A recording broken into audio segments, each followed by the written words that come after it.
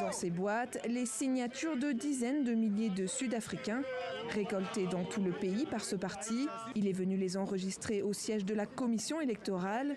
Créé il y a 1 an et demi, il participe à sa première élection nationale et ses signatures doivent donc prouver son sérieux.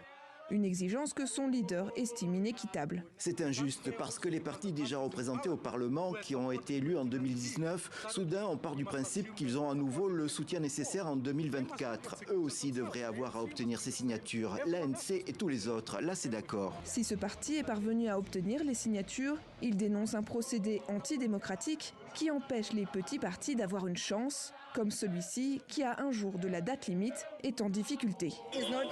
C'est très difficile d'obtenir ces signatures. Il faut demander à des gens dans la rue leur numéro de carte d'identité, mais ils ont très peur que ce soit une arnaque ou que la signature les engage à voter pour nous.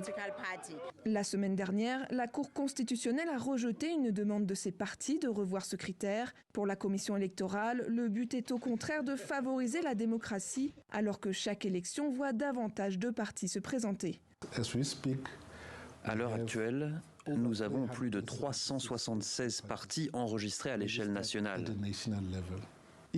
Si le bulletin de vote est trop compliqué, ça complique alors le choix de l'électeur.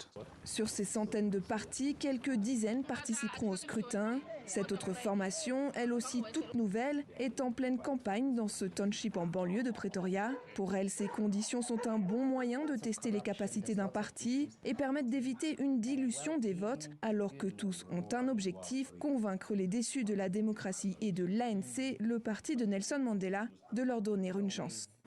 Les gens vous diront qu'ils ne sont toujours pas libres, car ils vont au lit en ayant faim chaque soir.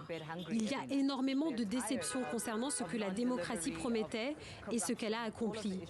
Je pense que les Sud-Africains sont prêts pour le changement et cherchent des alternatives à l'ANC. Alors que le pays est toujours l'un des plus inégalitaires au monde, en proie à une crise économique et énergétique, ces élections pourraient voir l'ANC perdre sa majorité absolue pour la première fois depuis 30 ans et l'instauration d'un gouvernement de coalition.